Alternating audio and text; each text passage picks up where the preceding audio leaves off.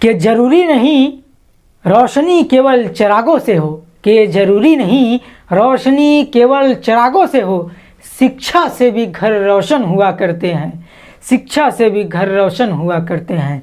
Hello दोस्तों, मैं हूं इरफान रजा, स्वागत है आपका मेरे YouTube चैनल पर। तो दोस्तों, अगरचे आप नए हैं तो मेरे चैनल को सब्सक्राइब कीजिए और साथ में बेल आइकन को भी दबा लीजिएगा ताकि मेरी हर रोज़ की वीडियो की नोटिफिकेशन आपको टाइम पर मिल सके। तो दोस्तों, आज मैं आपको बताऊंगा परागण के बारे में, ठीक ना, पॉलिनेशन। तो मैं आपको इस परागण को एकदम बारीकी से समझा दूंगा। ये टॉपिक जो है 10वीं 11वीं 12वीं और आगे भी यही टॉपिक है, तो मेरे अनुसार जो है कि ये मोस्ट टॉपिक है, ठीक। तो इस टॉपिक को मैं आपको एकदम बारीकी से समझा दूंगा, तो आप बने रहिए मेरे साथ, वीडियो को फुल वॉच कीजिएगा तो आपको मैं एकदम बारीकी से समझा दूंगा इस टॉपिक को, ठीक। तो चलते हैं टॉपिक पर।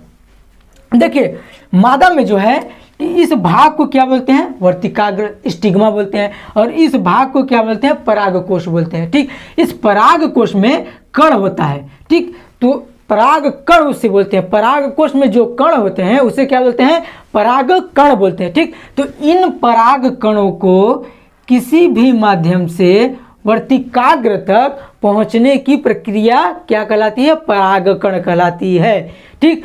परागकोश को किसी भी माध्यम से, यानी किसी भी में, ये डायरेक्ट थोड़ी पहुंच जाएगा, डायरेक्ट तो नहीं पहुंचेगा ना, ठीक ना। तो ये किसी भी माध्यम से पहुंचेगा, ठीक। हम बनारस जाते हैं तो क्या डायरेक्ट पहुंच जाते हैं यहाँ से सीधे वहाँ गए, नहीं ना, किसी भी माध्यम से, बस से जाते हैं, ट्रेन से जाते हैं ना, यानी किसी भी माध्यम से। तो ये भी उसी प्रकार है कि किसी भी माध्यम से पराग कणों का किसी भी माध्यम से वर्तिकाग्र तक पहुँचने की प्रक्रिया क्या कहलाती है, परागकण कहलाती है, ठीक। तो देखिए, ये कौन से माध्यम है जिससे वो पहुंचा, तो उस माध्यम को मैं आपको बताता हूं। देखिए, ये ज्यादातर कीटों के द्वारा पहुंचता है, कीड़े मकोड़ों के द्वारा, मधुमक्खी भंवरों के द्वारा पहुंचता है। फूलों में अक्सर से आप देखते होंगे कि फूलों पर देखते होंगे अक्सर में मधुमक्खी बैठती है, भंवरा बैठता है ना, तो वो जो है एक भंवरे का पहले उस पर परागकण पर पहुंचेगा, ठीक। वो फिर ऐसे घूमते इस पर पहले पहुंचेगा, या फिर ऐसे घूमते फिरते टहलते हुए वर्तिकाग्र तक पहुंच जाता है, जिसके द्वारा प्रजनन होता है, ठीक ना। तो ऐसे करके घूमते फिरते कीटों द्वारा पहले इसके द्वारा, तो देखते होंगे आप लोग कि मधुमक्खी में उसके पैरों में जो है कि मतलब कि छोटे छोटे बाल होते हैं, ठीक ना। तो वही बाल, जो उसी बालों में इसके परागकण लगे रहते हैं, और जब यहाँ पर पहुँचता है तो ये जो होता है इसमें तरल पदार्थ होता है, द्रव होता है, जिसके माध्यम से यहाँ तक इसका पहुँच जाता है, ठीक ना। तो ये चीज़ आपको समझ में आ गई। देखिए, मैं वही लिखा हूँ कि परागकण का किसी भी माध्यम से वर्तिकाग्र तक पहुंचने की प्रक्रिया क्या कहलाती है, परागण कहलाती है, ठीक। तो देखिए, परागकण दो प्रकार के होते हैं। कौन कौन होते हैं, एक तो स्व परागण होता है, एक पर परागण होता है, सेल्फ पॉलिनेशन या और क्रॉस पॉलिनेशन होता है, ठीक।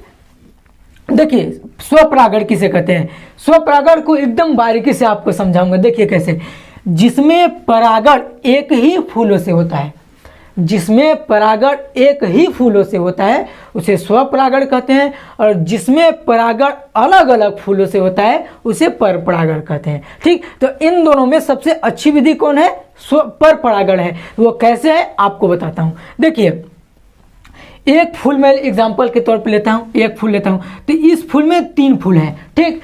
इस फूल में 3 फूले हैं, तो एक इस फूल का परागण इसी में गया, तो ये क्या, एक फूल का परागण उसी पौधे के दूसरे फूल में गया, तो ये क्या कहलाया, स्वपरागण है। अगरचे इस फूल का परागण दूसरे फूल में गया, तो ये क्या कहलाया, पर परागण कहलाया, ठीक। तो अगरचे हाँ, आप लोग देखते होंगे कि पंडित लोग नहीं होते हैं, 2 बेटा कुंडली देखते हैं तुम्हारी शादी कहाँ है, ठीक। अगरचे कुंडली मैच कर रही है, समान कर रही है, तो स्वपरागण तो बोलेंगे कुंडली सही नहीं है। अगरचे पर परागण, अगरचे अच्छी कुंडली मिली है, दूर की मिली है, तो वो क्या हुआ, पर परागण हुआ, ठीक। तो इसीलिए वो लोग क्या बोलते हैं, देखिए, अगरचे कभी गाँव की जो लड़कियाँ होती हैं, लड़के में अगरचे उससे कभी बच्चा हुआ पैदा, ठीक, तो क्या होता है कि अक्सर में ज़्यादातर बोलते हैं कि ये अपने बाप पर गया है, बोलते हैं ना, ठीक है। तो वो बाप पे नहीं गया, वो तुम्हारे पे गया है, क्योंकि आप जिस फसल में पली हो, जहाँ पली हो, देहात में पली हो तो देहाती जैसा होगा, अगरचे गाँव शहर में पलती तो शहर जैसे पैदा होता बच्चा, ठीक है। तो यानी पर परागण,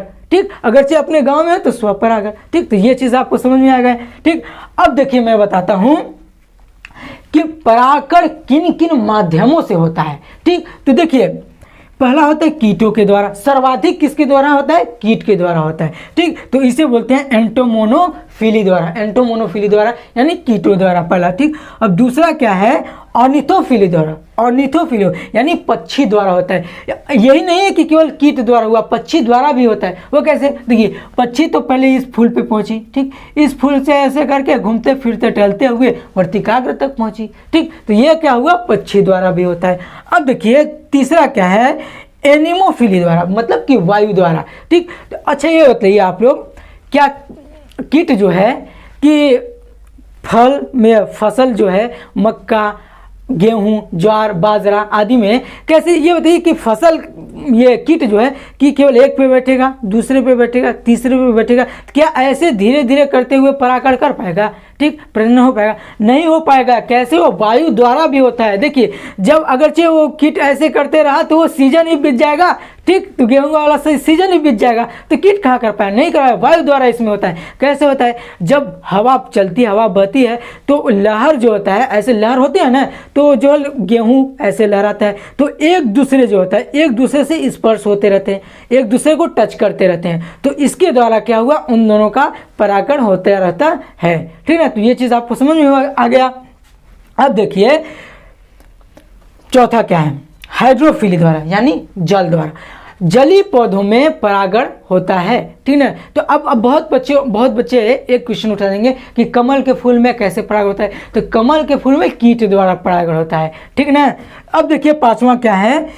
जूफिली यानी जंतु द्वारा। तो आप लोग हम कभी हमेशा जाते हैं गार्डन में, तो उद्यान में जाते हैं तो ऐसे देखते हैं कि फूल लगा रहता है। ठीक, तो आप लोग ऐसे टच करते हुए जाते हैं हाथों से। ठीक, तो आपने तो टच किया हाथों से, लेकिन उनका भी काम बनते गया। कैसे? देखिए, आपके हाथों में उसका परागण इसमें आया, इसका परागण उसमें आया, एक से दूसरे में, दूसरे से तीसरे में, तीसरे से चौथे में, ऐसे करते हुए सब में परागण चला गया। ठीक, तो देखिए कि जंतु का सबसे बड़ा उदाहरण क्या है? हाथी है। हाथी द्वारा जो है कि इसमें जो है हाथी द्वारा दुनिया का सबसे बड़ा फूल कौन सा होता है? रेफ्लेसिया होता है।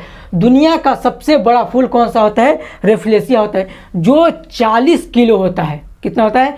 40 किलो होता है। आपके गांव में अगरचे दूल्हे लोग आते हैं तो उसका स्वागत फूल से करते हैं। हजारों फूल बरसाओ मेरा महबूब आया है, आए बोलते हैं ना, मतलब फूल बरसाते हैं ना। अगरचे कहीं गलती से रेफ्लेसिया को ऐसे करके फेंक दिए, दूल्हा तो गयो काम से, राम नाम सत्य, वो तो मर ही जाएगा। ठीक है, तो कितना होता है? 40 केजी होता है। ठीक, तो ये जो हाथी है उस रेफ्लेसिया में अपने सूंड द्वारा, होता है ना सूंड ऐसे करके, तो उस सूंड द्वारा ऐसे करके रस को खींचती है। ठीक, फिर वो दूसरे फूल में जाते हैं, फिर उसको रस, इसके द्वारा क्या होगा? उसका परागण होता रहता है, एक से दूसरे में, दूसरे से तीसरे में। ठीक, तो ये चीज़ आपको समझ में आ गया। ठीक ना। तो परागण को तो मैंने आपको अच्छे से समझा दिया। ठीक, अब मैं नेक्स्ट वीडियो में बताऊंगा निषेचन। तो अगरचे मेरी वीडियो पसंद आई हो तो लाइक